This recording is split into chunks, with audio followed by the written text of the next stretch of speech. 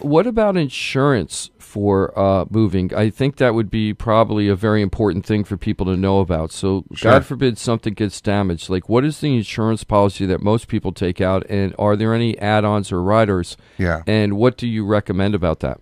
That's a great question. And what all licensed movers must provide by law is a very standard level of coverage. Okay, it's not meant to replace the furniture, but it covers the items based on their weight at 60 cents per pound. So, in other words, a glass may weigh 1 pound. Mm-hmm. If it breaks and shatters, you're going to get 60 cents. Wow. Right? What it's meant for is a nick, a scratch, a dent, which is the most common damage, if you will, in a move. And it does cover for touch-ups and repairs with a repairman. That's what it's meant for. But the customer's not paying for this. It's included in the cost of the move, so it's free. So you're getting something for nothing. Now, the customer does have an option, and a professional mover should always offer this option, to buy full replacement insurance. If you're that concerned about your goods and they're worth a lot of money, you can buy full replacement insurance.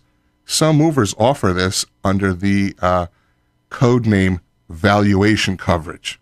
It's not insurance. A mover cannot sell you insurance. Only an insurance agent can sell you insurance.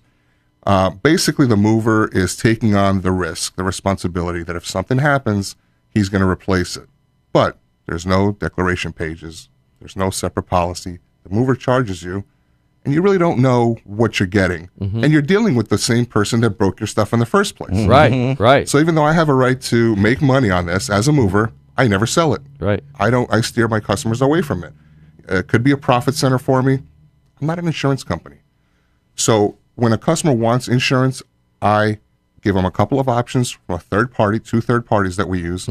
They're underwritten by AIG and other A-rated insurance companies, and they get a policy, their choice of coverage, their choice of deductible, and of course the rates are going to vary based on how much you buy. Sure. But at that point, God forbid something happens, they call the insurance company, they deal directly with this third party, they send out an insurance adjuster, and they file a claim just like any other insurance policy. I really like that idea of having a third party involved in that, Exactly. so that you're not dealing directly with the person that damaged the property. Yeah. And you have an independent party in there trying to figure out what's fair for both sides and, Yeah. and what's covered and what's not. That's an awesome idea. But there's 2 best kept secrets. And again, I'm a mover. I want to do a great job for my moving customer, but I'm always going to steer them in the right direction so that they have a great experience all around. Most people don't know that they may be covered for their move under their homeowner's policy. Okay? And that's the first thing I tell them is check with your homeowners because you might already be paying for it. Even though that you're moving from the property? Yeah. Paul's shaking his head on this. Do you have something to say about that? Yeah, you're covered for your goods. It's not where those goods are, Right. whether they're on a truck or in this house or in this house. You insured those goods for a period of time. And when they go into storage, many of these policies cover the goods for up to 90 days. Now, at some point, they're going to stop assuming the risk, right? Right. Unless you keep paying for it. Right. So you could take out a rider and keep it going. But ultimately, you know what the best insurance policy is? What's Hire the best mover. That's it. Exactly. Hey, we know a guy. Hey,